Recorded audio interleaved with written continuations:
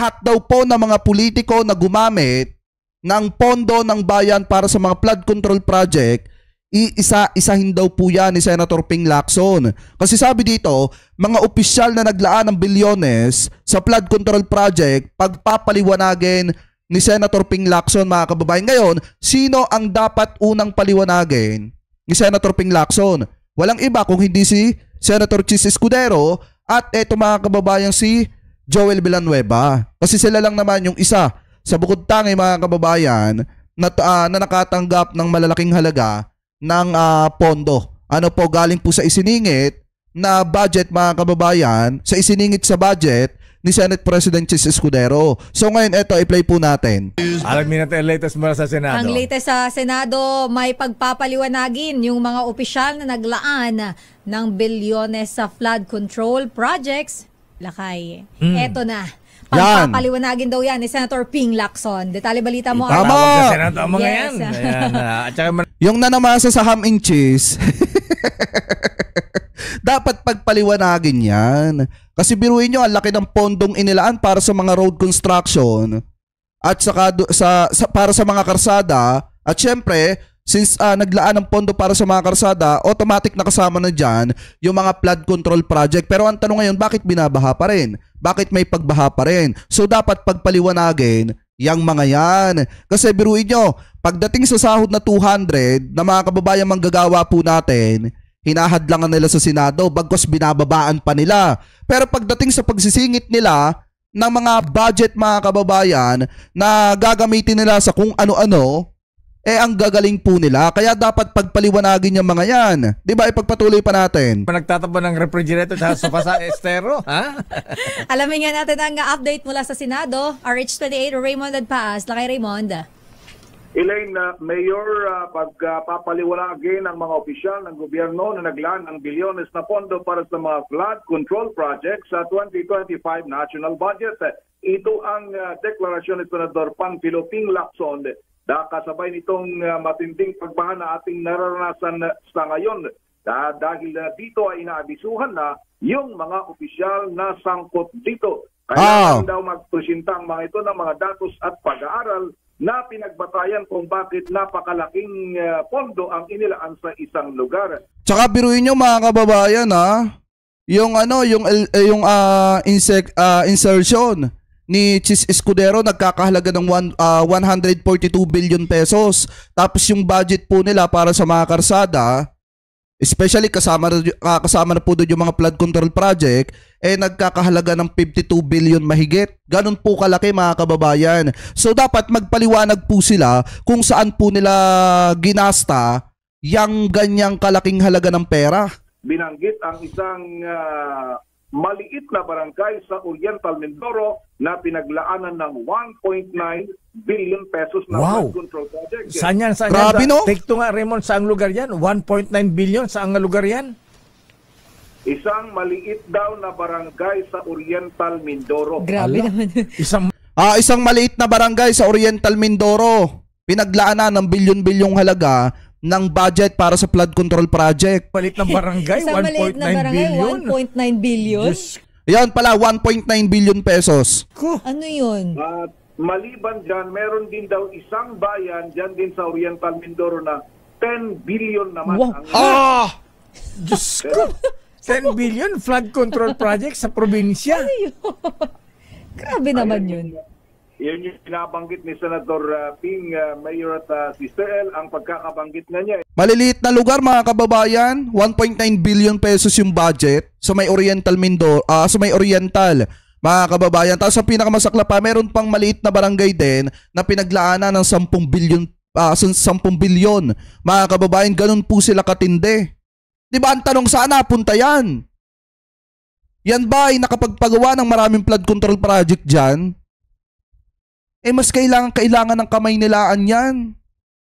Nakuha niyo yung pinupunto natin, mga kababayan, mas kailangan ng kamay nilaan yung mga flood control project, mga kababayan.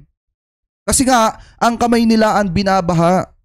Kaya mas kailangan natin yung budget para sa flood control dyan sa Kamaynilaan. Hindi po doon sa mga probinsya. Kasi yung iba mga probinsya, mga kababayan, makalsadahan mo lang yan, mai-widening mo lang ng konti yan, okay na yan. Yung Kamaynilaan, mga kababayan, ang lumulubog talaga sa baha. Dapat ang inuunan nila ng mga barangay, yung mga binabaha talaga.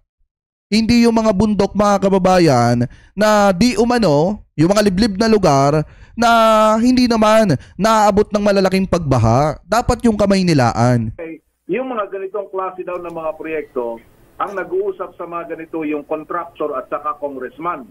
Oh. So, minsan naman, yung congressman, kausap niya yung sarili niya dahil siya din yung contractor. Yeah, masaklap. Ayos. Ang tawag doon, sariling sikap. Walang tapon. Ang laki naman nakita. Ayaw man lang makurutan. Grabe naman yun. Ang sisiba naman ng mga yan. Abay, pero ang tanong, Raymond, paano kung si congressman ang may project tapos siya ang kontraktor? Pwede ba ipatawag ni Senator Ping sa Senado yan? Ayun siguro yung kanilang titignan, Mayor, kung paano yung proseso nito. Parang ang pagkakasabi talaga kasi dito is kailangan kung hindi nila may... Sabi ni Ate Mimi Reyes, kita mo ang laki ng baha sa Maynila ngayon. Dapat doon nila inuubos ang pera. Dapat naman nga po talaga kung ano yung lumulubog sa malaking pagbaha, dapat yun po ang ginagastusan ng malalaking halaga. Ipaliwanag. Dahil ang problema daw dito, Mayor, kung minsan ang laki-laki nung inilalaan sa isang bayan, hindi daw alam ng mga line agency. Buti na lang malaman nila dahil ito ay mga congressional insertion. Yun ang nangyayari dito, Mayor. Tama. Kalimitan, dahil sa laki ng budget, hindi rin kayang implement ng government agency, hindi nagagastos yung pondo, so nasasayang imbis na nailaan sa mga economic projects, wala natitenga, kaya yun ang nagiging problema. Lalong-lalo na pag mga ganitong sobrang laki na inilalaan sa mga bayan at mga barangay ngayon. Walang ayan. Grabe, sana no? marami pang pinglakson sa Senado at sa Kamara. Sana meron din sa Kongreso. Ayan.